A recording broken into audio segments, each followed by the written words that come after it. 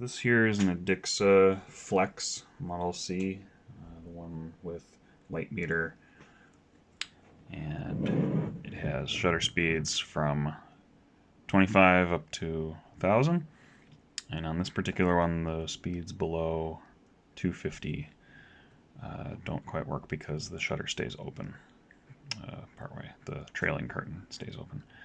So I've got it set to bulb here.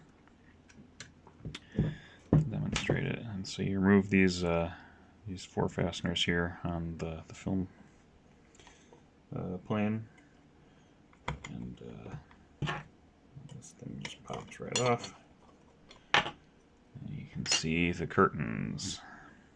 So I've got it all tensioned. I'm going to fire it. Oops. This one also has a problem where the film advance lever catches on that, but then you see it doesn't fully close. Give it a little bit of a nudge and it'll get there. Try it again. Pretty sluggish. So, looks like it's spring wound on that thing.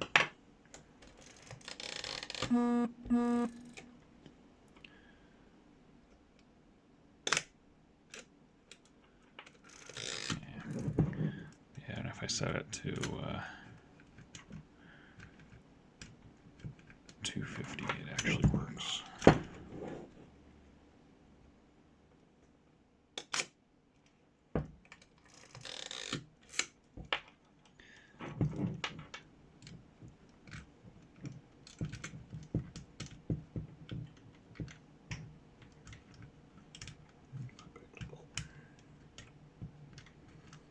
Let's see, 25, how bad that is. Yeah, about the same.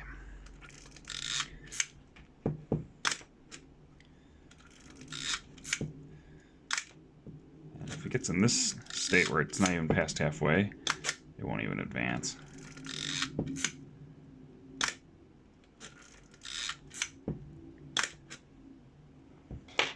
Yeah. Anyway, I'm trying to get this cleaned up. Alright, so this turned out to be fairly easy to fix. The first thing I attempted was to add some oil to the rollers where the trailing curtain is attached. I took off the bottom plate so that I can get at the gears here, but you can see it working like this. This is the trailing gear, or the trailing curtain, and you can see those rollers moving. You know, common problem in old cameras is they use oil. The oil gets old and gets gunked up, and instead of lubricating things, it actually makes them stick. So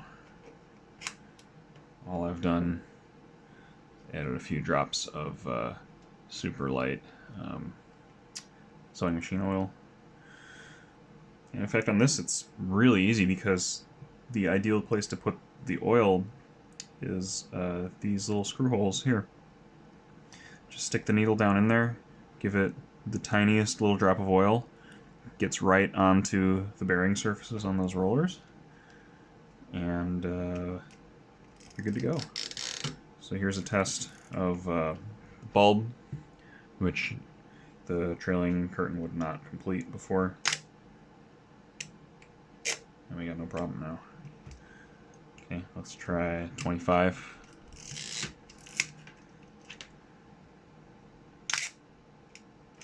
Looks pretty good.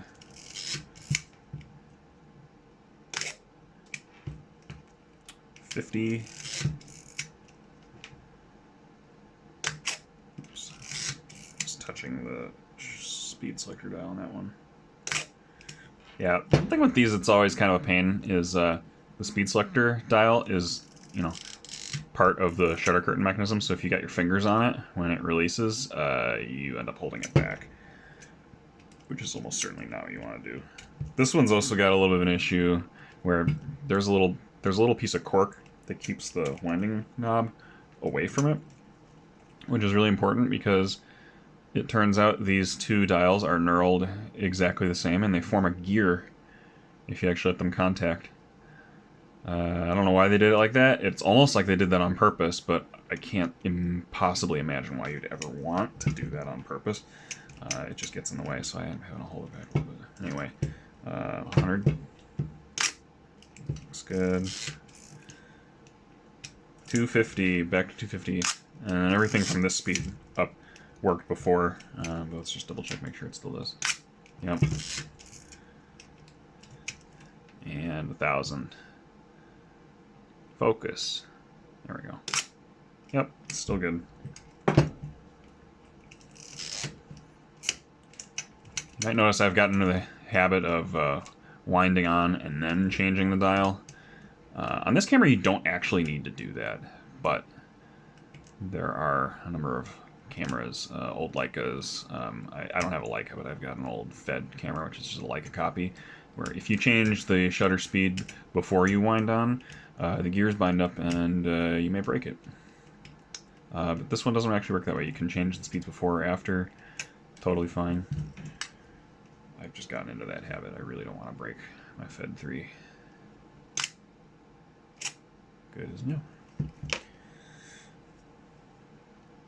Well, I think that's all there is to that. I guess I might as well show reassembling this thing. Not that I took much off. I took the bottom plate off just to see what was in there, clean out any gunk that might have been there. There wasn't actually that much, and I probably didn't need to take it off at all, but it helped for debugging this thing. This has got to be one of the easiest cameras to get at the film transport, or to get at the shutter curtains I've ever worked with. It's awesome. The fact that that thing just comes straight off. I've seen a lot of cameras where that thing is like riveted on. Like, oof, pain in the butt.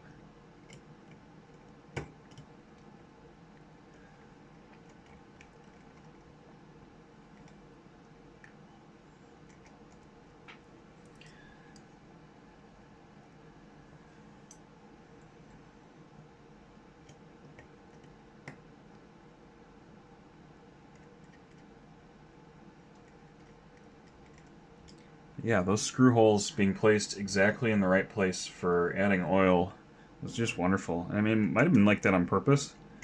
Make servicing easier. I don't know. They're just it's lined up so perfectly. It almost seems like it couldn't have been a coincidence. Like, I'm sure for servicing cameras they need to do that. Maybe just made their own lives easier by doing it that way. And it's not like other cameras. Like, I have a Canon F1, or sorry, an A1 that has the common Canon cough, they call it. When you fire the shutter, it squeals like crazy because the lubrication on the shutter has worn out. There's a way to re-lube that without taking it apart, and it involves going through a screw hole. But you have to like go through a screw hole and then like thread your needle down like all the way into the bowels of the camera. Like, that one's almost certainly not on purpose. Just because it's like too convoluted. This one, you stick the needle right in and it just works. It just gets the oil right on the bearing surface perfectly. That's just it's too easy. Alright, and the bottom plate. This one actually did have a few more parts. This is the film rewind button. This threads into a little tiny hole right there. Get that in there. There's no spring on it, which is nice. A lot of other cameras I've worked on have a little spring on that button, where as soon as you take the bottom plate off, it goes flying across the room. That one, the spring is actually on the sprocket, the winding sprocket. So that's nice. So all that's left is just put this thing back in place. And there's a couple fasteners here.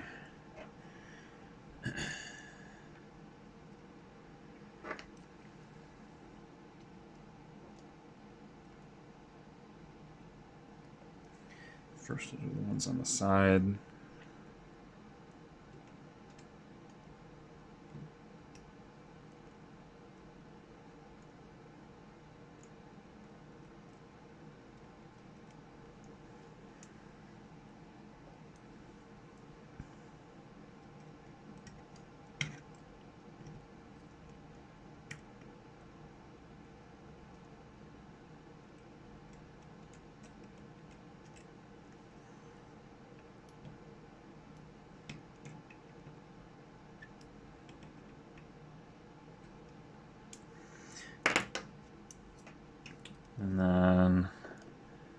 the last couple fasteners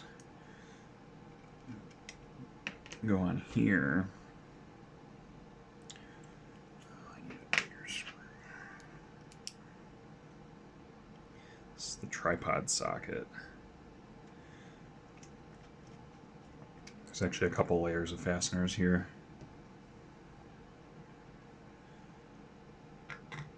First these go on the bottom of the socket, and this is what actually holds the plate on. Then there's the tripod socket itself, and yeah, these three fasteners I just left in place, but they go like this.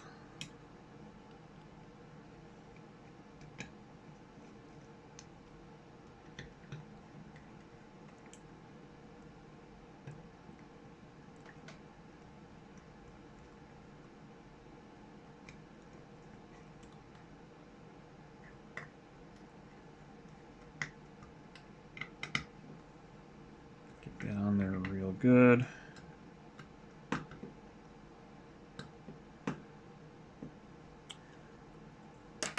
And then this actually has focus. Come on. There we go. This actually had a little piece of leatherette on it. I just gently peeled that off with dental pick. The glue on there really didn't give up much of a fight at all. I'm just going to press this in for now. I'll go get some glue later and actually put that on for real. But anyway, this camera is now fully working. And of course, while you're in here, go and dust things like, the ground glass. Go and dust the mirror, the actual ground part of the ground glass down there. And then I've got the pentaprism for this. I don't have the waist level finder, although I do want to get that, because I mean, how many waist level SLRs do you know of? This had a whole bunch of dust. It actually had some internal dust on it. This thing's really easy to take apart. You just take off these two fasteners here, and these four here. The pentaprism is just one big old piece of glass. It's got a little bent metal thing on the peak of the prism with a couple pieces of cork. That's just providing tension, forcing it down. And then the eyepiece is another piece of glass. So dust all those surfaces because stuff does get in there. Anyway, there you have it. It's an interesting little camera, this one. Edixa loved just coming up with tons and tons of different names for every little model variation. There's like the Edixa Flex, the Edixa Reflex, the Edixa Matte Reflex, the A, B, C, and D models. This one doesn't say it, but this apparently is the C model because it has the light meter, which isn't coupled and isn't attached to anything, but is useful. I had a real hard time trying to figure out what year this one was made because this doesn't show up in most of the model listings I've seen. Specifically an Edixa Flex, not a Reflex, that has a light meter. It has the automatic aperture mechanism. It does not have slow shutter speeds, and it does have fast shutter speeds. It goes up to 1,000. That's a weird combination of stuff. I don't know what to make of that. My best guess is 1960, but that is barely more than a guess.